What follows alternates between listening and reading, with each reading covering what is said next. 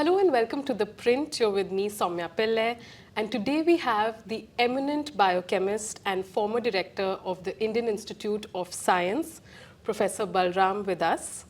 Professor Balaram has a long list of achievements under his belt, which includes Padma Bhushan and Padma Shri awards. He has done some pioneer work in the fields of molecular biophysics and chemical biology, and he's best known for his work on transmembrane peptides. Thank you for speaking with us today, Professor Balaram. We are very happy to have you. So my first question to you is going to be that, currently the current period is considered to be science at its peak in India. We last year landed on the moon. We are in a year going to send the first humans to space, and we did some pioneering research around COVID, during 2019, 2020. So I just wanted to ask you that, all this has come from great work that has happened through history and science. But what, according to you, has been the most significant period where science was at its peak in India? You see, peaks in science all have to be judged by what is the status of global science.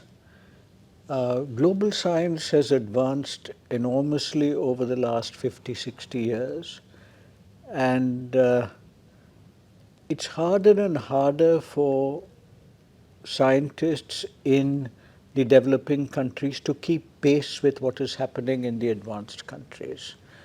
We've done very well in applications of technology, which has been developed much earlier, and in taking this technology forward, like in the case of the space program, in indigenizing the technology, and in fact bringing down dramatically the costs, for instance, of going to space. So the success of the space program is that over the last 50 years, they've made this incredible progress in what the Department of Space can actually do.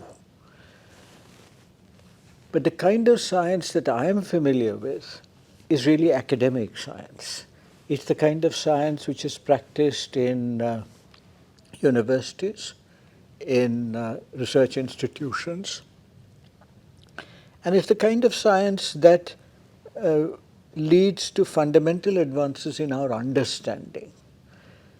There I would say that some of the things that were done in India a long time ago are difficult to match today. Work done in the 50s, 60s, in the 20s and 30s, they were of a very, very high caliber. But at the same time, you must remember that where world science was in the 20s and 30s and where India is today. So I think we have a lot of catching up to do, and we also need to look at how useful the science that we do is to our surroundings.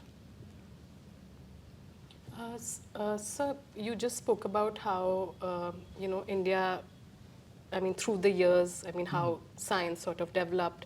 Post-independence, India sort of inherited a lot of the challenges, like, there was poverty, illiteracy. When science in the West was booming, we were sort of dealing with our own problems. With such challenges, how did science sort of evolve and develop during those periods in India? See, in the post-independence period, science developed in India primarily in the universities, in the big universities, and in the research institutions. There have been many successes. For example, in the early 1970s, the agricultural green revolution is a major success, but that kind of major success is a success where a scientific advance which has happened is now taken in a large way to the field in India and shown to really impact agricultural production. That certainly was a revolution.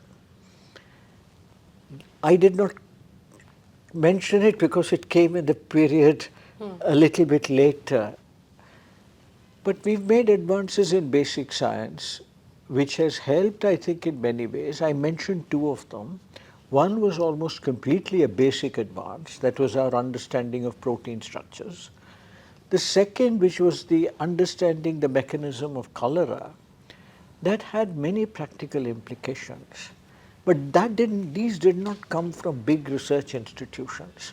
They came from, one came from a medical college and the other came from a university. In its earliest stages of scientific advance, the advance may come from anywhere.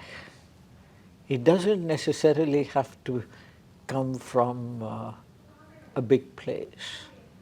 And I think that is something that we should keep in mind even today. That's why we must have science practiced in many places. You know, it's like 1,000 flowers blooming at the same time, and something might come up. Yes. So speaking of science institutes and science universities, because some of the big institutes sort of played a great role, in the initial period where science in India was sort of taking shape.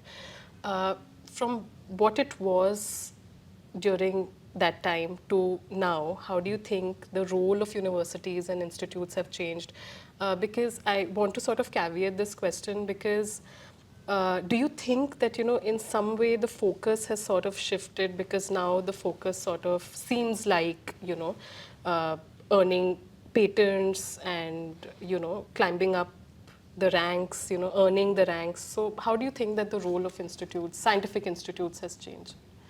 Oh, the role of scientific institutions has changed dramatically over the years. Uh, this is because of many factors. I'll take the example of my own institution, my former institution, the Indian Institute of Science.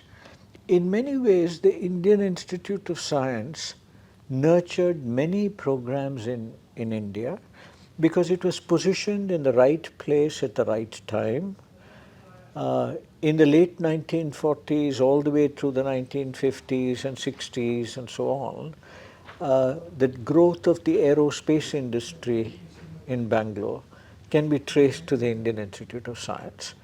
The Department of Space had a very close connection with the Indian Institute of Science because Satish Dhawan ran both of them.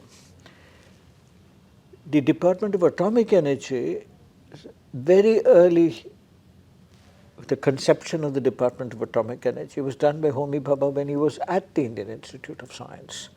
So many, many institutions came out from the Indian Institute of Science. They were established elsewhere. They grew. And once they have grown, they have their own,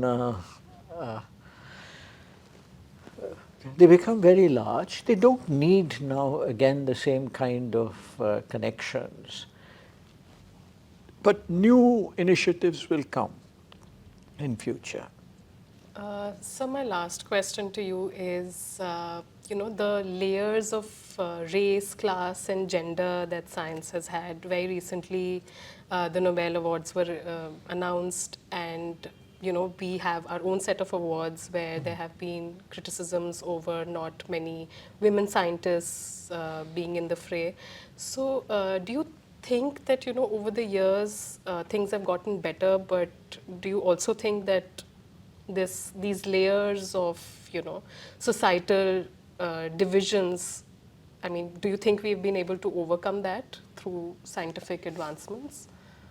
No, I think these kinds of societal problems, I think what you are actually talking about is there gender discrimination in science? Now, many of us would like to think that there is not. Today, for example, the number of women students who come into the biological sciences far exceeds the number of men who come into the biological sciences. So I can see a time in the future when most of this will be driven by women, largely because they're choosing those subjects. And I think there are women in all subjects. But this is a slow process. It's difficult to correlate the kind of awards which go to women today. It's going to take a long time before you have, you don't even have to think about it. There'll be more or less a proportional number of women as there are men. But this is true in every sphere. Uh, you can see how true it is of politics, for instance. But in some other sectors, it's becoming less and less. But I think if you go and look at it, I suspect in the IT sector, there must again be a imbalance. I'm sure in the manufacturing sector, there's an imbalance. In fact, I suspect in that context, the education sector and research sector are doing better. We've always had some level of very senior women in positions. Not as many as one would like, but I think this is not because there was active discrimination, but more because of the fact that there were fewer women actually going to study certain kinds of subjects. Today, engineering has become quite a common thing for women to do, but when I was young, nobody would go to engineering. So that's, I think, societal norms and practices change over time. Those can't be changed in a decade. They take several decades before they change.